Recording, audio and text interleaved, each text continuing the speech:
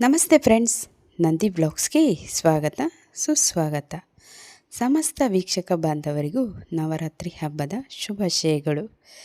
ನವರಾತ್ರಿ 2025 ಮೊದಲನೆಯ ದಿನ ಶೈಲಪುತ್ರಿ ದೇವಿ ಪೂಜೆ ಮುಹೂರ್ತ, ಪೂಜೆ ವಿಧಾನ ಹಾಗೂ ಅದರ ಮಂತ್ರಗಳು ಯಾವ ರೀತಿ ಇದ್ದಾವೆ ಅಂತ ಇವತ್ತಿನ ವಿಡಿಯೋದಲ್ಲಿ ನೋಡೋಣ. ಖಂಡಿತವಾಗ್ಲೂ ವಿಡಿಯೋನ ಪೂರ್ತಿಯಾಗಿ ನೋಡಿ. ನವರಾತ್ರಿ ಹಬ್ಬವು 9 ದಿನಗಳ ಕಾಲ ನಡೆಯುವ ಹಬ್ಬವಾಗಿದ್ದು, ಈ ದಿನಗಳಲ್ಲಿ ಮೊದಲನೆಯ ದಿನವು ದುರ್ಗಾದೇವಿಯ ಮೊದಲನೇ ಅವತಾರವಾದ ಶೈಲಪುತ್ರಿ ದೇವಿಗೆ ಸಮರ್ಪಿತವಾಗಿದೆ. 2025 ನವರಾತ್ರಿಯ ಮೊದಲನೆಯ ದಿನದಂದು ಶೈಲಪುತ್ರಿ ದೇವಿಯನ್ನು ಪೂಜಿಸಲು ಶುಭ ಮುಹೂರ್ತ, ಶೈಲಪುತ್ರಿ ದೇವಿಯನ್ನು ಪೂಜಿಸುವ ವಿಧಾನ ಹಾಗೂ ಮಂತ್ರಗಳನ್ನು ಈ ವಿಡಿಯೋದಲ್ಲಿ ತಿಳ್ಕೊಳ್ಳೋಣ. ಶಾರದೀಯ ನವರಾತ್ರಿಯ ದುರ್ಗಾದೇವಿಯ 9 ದೈವಿಕ ರೂಪಗಳಿಗೆ ಮೀಸಲಾಗಿರುವ 9 ದಿನಗಳ ಆಚರಣೆಯಾಗಿದ್ದು, 9 ದಿನಗಳ ಕಾಲ ಪ್ರತಿಯೊಂದು ದಿನವೂ ದುರ್ಗೆಯ ಒಂದೊಂದು ರೂಪವನ್ನು ಪೂಜಿಸಲಾಗುತ್ತದೆ. ಅಂದರೆ ಶರನ್ನವರಾತ್ರಿ ಅಂತ. ನವರಾತ್ರಿಯ ಮೊದಲ ದಿನದಂದು ದುರ್ಗಾದೇವಿಯ ಶೈಲಪುತ್ರಿ ರೂಪವನ್ನು ಪೂಜಿಸಲಾಗುತ್ತದೆ. ಪರ್ವತರಾಜ ಹಿಮಾಲಯದ ಮಗಳಾಗಿ ಜನಿಸಿದ ಕಾರಣ ಅವಳನ್ನು ಶೈಲಪುತ್ರಿ ಎಂದು ಕರೆಯಲಾಯಿತು. ಅವಳ ಹಿಂದಿನ ಜನ್ಮದಲ್ಲಿ ಅವಳು ಪ್ರಜಾಪತಿ ದಕ್ಷನ ಮಗಳಾಗಿದ್ದಳು. ನಂತರ ಅವಳ ಹೆಸರು ಸತಿ. ಅವಳು ಭಗವಾನ್ ಶಂಕರನನ್ನು ವಿವಾಹವಾದಳು. ಪ್ರಜಾಪತಿ ದಕ್ಷನ ಯಾಗದಲ್ಲಿ ಸತಿ ತನ್ನ ದೇಹವನ್ನು ತ್ಯಜಿಸಿದಾಗ ಶೈಲರಾಜ ಹಿಮಾಲಯದ ಮನೆಯಲ್ಲಿ ಜನಿಸಿದಳು. ಈಕೆಯನ್ನು ಪಾರ್ವತಿ ಎನ್ನುವ ಹೆಸರಿನಿಂದಲೂ ಕರೆಯಲಾಗುತ್ತದೆ. ನವದುರ್ಗೆಯರಲ್ಲಿ ಮೊದಲನೆಯರಾದ ಶೈಲಪುತ್ರಿಯ ಮಹತ್ವ ಮತ್ತು ಶಕ್ತಿಗಳು ಅನಂತ.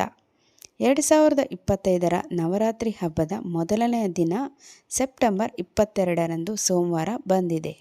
ಈ ದಿನ ಶೈಲಪುತ್ರಿಯನ್ನು ಪೂಜಿಸುವುದರ ಕುರಿತು ಮಾಹಿತಿ ಹೀಗಿದೆ.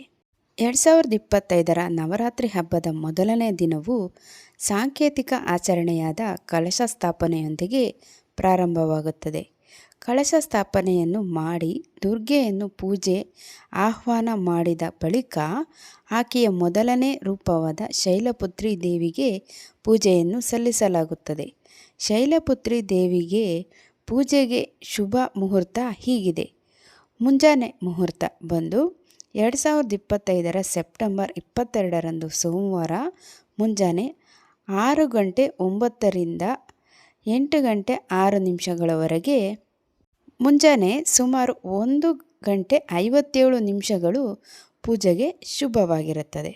ಇನ್ನು ಮಧ್ಯಾಹ್ನ ಮುಹೂರ್ತ ಬಂದು ಬೆಳಗ್ಗೆ 11:49 12:38 ಇರುತ್ತದೆ.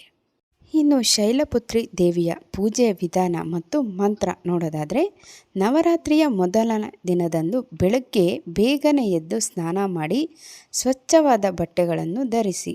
ಅದರಲ್ಲೂ ಶೈಲಪುತ್ರಿ ದೇವಿಗೆ ಇಷ್ಟವಾದ ಬಣ್ಣ ಬಂದು ನಾಳೆಯ ದಿವಸ ಬಣ್ಣ ಬಂದು ಬಿಳಿಯ ಬಣ್ಣ ಆಗಿರುತ್ತೆ. ಸಾಧ್ಯವಾಗಿ ಧರಿಸಿ ಪೂಜೆಯನ್ನು ಪ್ರಾರಂಭಿಸಿ ಅಂತ ಹೇಳಕ್ಕೆ ಇಷ್ಟಪಡ್ತೀನಿ.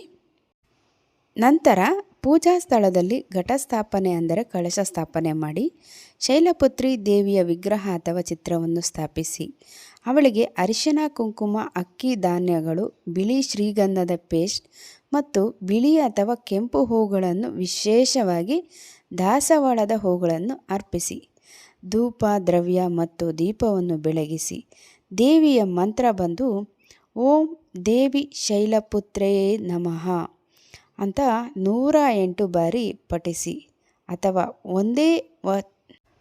ಒಂದೇ ವಾಚಿತಾಲಭಯ ಚಂದ್ರಾರ್ಧ ಕೃತ ಶೇಖರಂ ವೃಷರೂಢಂ ಶೂಲಧರಂ ಶೈಲಪುತ್ರೀಂ ಯಶಸ್ವಿನೀಂ ಈ ಮಂತ್ರವನ್ನು ಸಹ ಪಠಿಸಿ ದುರ್ಗಾ ಚಾಲಿಸವನ್ನು ಪಠಿಸಿ ಪೂಜೆಯ ಕೊನೆಯಲ್ಲಿ ಶೈಲಪುತ್ರಿ ದೇವಿಗೆ ಆರತಿಯನ್ನು ಮಾಡಿ. ಶಾಸ್ತ್ರಗಳ ಪ್ರಕಾರ ದೇವಿಗೆ ನೈವೇದ್ಯ ಏನು ಅಂದರೆ ಶೈಲಪುತ್ರಿ